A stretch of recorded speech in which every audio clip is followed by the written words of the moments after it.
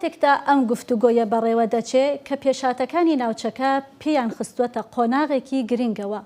ئاگربەستی دوو هەفتەیی نێوان ئەمریکا و ئێران ڕاگەندراوە و هاوکاتیش سەرۆک ترامپ باس لە ئەگەری گەیشتن بە ڕێکەوتنێکی درێژخایەن لەگەڵ ئێران دەکا.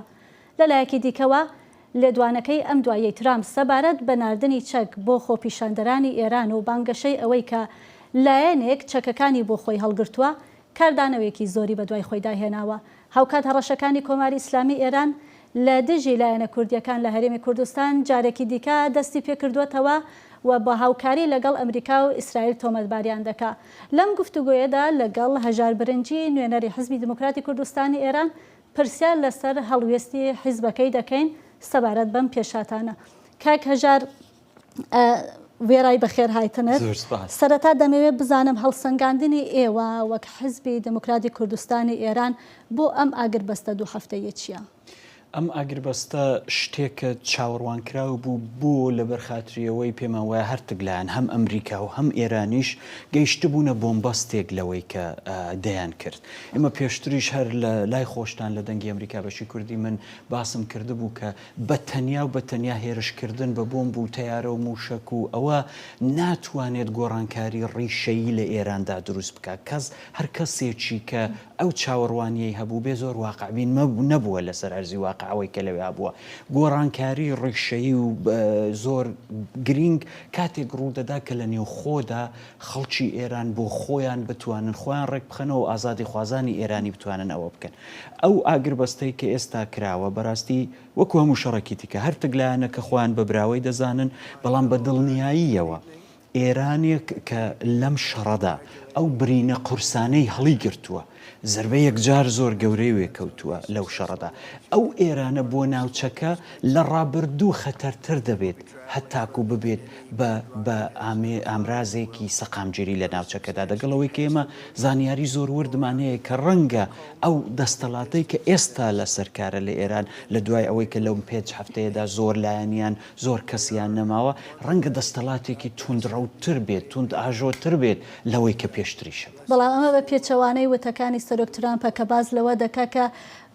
ئەوان دەڵێن ڕژیم گۆڕاوە و ئەوانەی کە ئیستا دانوستانیان لەگەڵدا دەکەن بە نسبەتی ئەوانەی کە لە ناو براون کەمتر تۆندڕەون. بەفراوخان ڕۆژی یەکەم کاتێک کۆماری ئیسلامی ئێران دامەزراوە، ئیدۆلۆژی ئەو ڕژیمە لەسەر هەناردەکردنی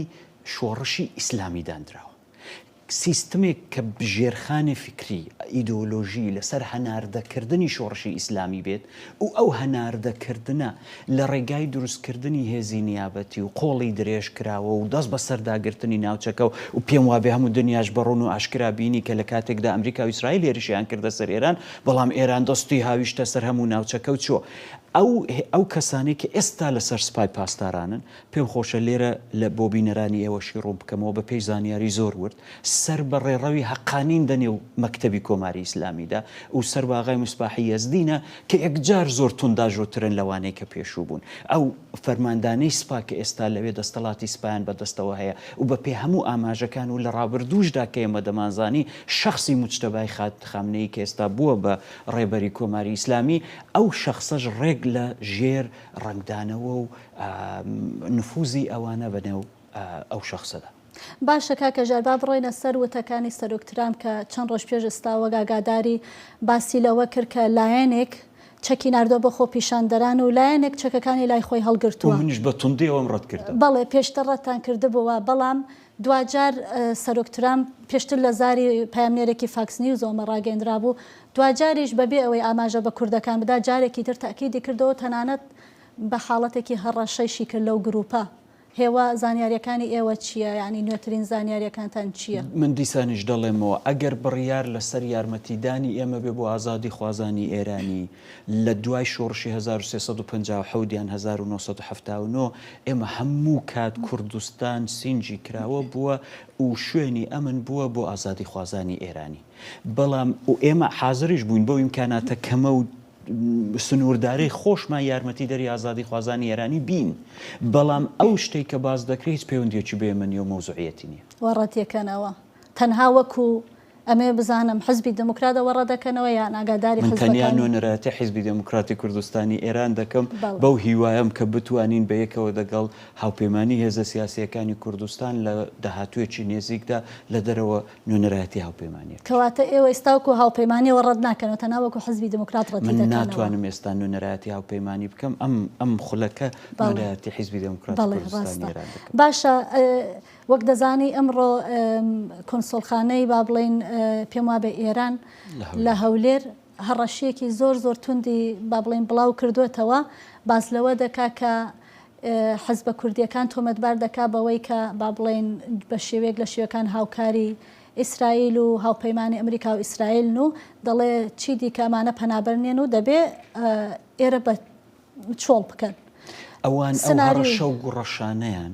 هەر لە دوای هاتنە سەرکاریان کردووە. ئەو کاتی کە کوردستانی ئێران لە ژێر کۆنتترۆڵی ئەحزابی کوردیش بوو لە دوای شۆڕشی گەلانی ئێران ئەو هەڕەشە و گوڕەشانە خومەینی کردی وتی ئەو دموکراسیەی کە کورد باسی دەکا لە غەربەوە هاتووە وتی ئەوەی کردویانە ئەوانە هەمدەستن دەگەڵ ئەو وڵاتە غەربیانە 47 ساڵە دەڵێن ئێمە هەمدەستین دەگەڵیان 47 ساڵەوەی لە دەستیان هاتووە بە دژی کورد کردویانە ئێمە پێشتریش ڕامانگەاندووە ئەو خەباتەی گەلی کورد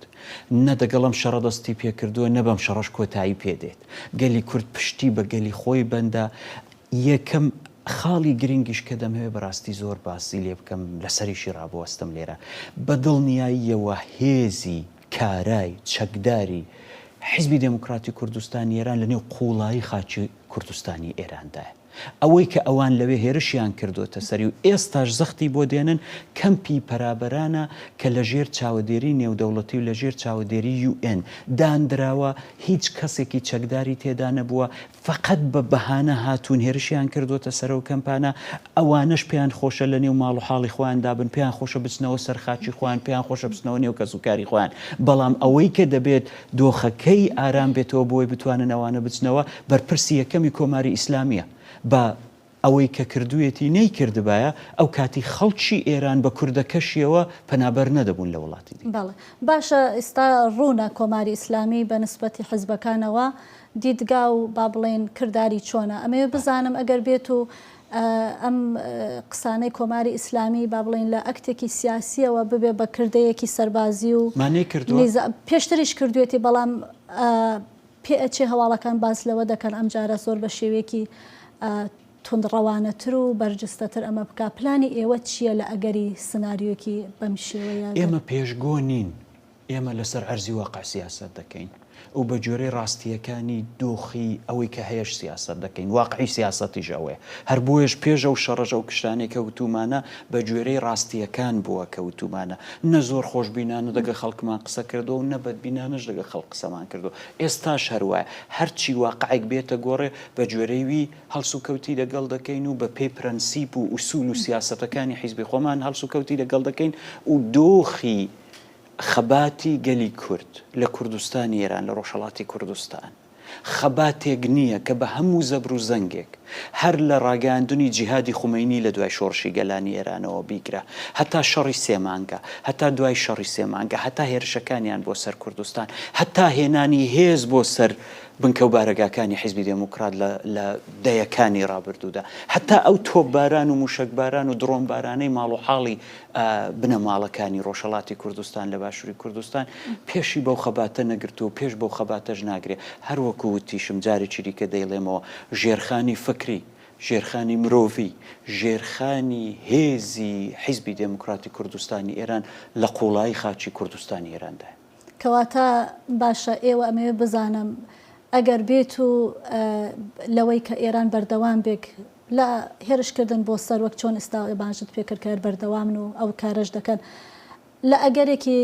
لەو شێوەیە ئەگەر شتەکان تونتر بێن ئاستی ئامادەیی سەربازی حیزبەکەی تۆ لە ئاستێکا هەیە بتوانێت بەرەنگاری ئەو هێرشانە ببێتەوە؟ حیزبەکەی من لە ئاستی خۆی داهێزی هەیە. زۆر باشە باشە کاک هەژار وەکو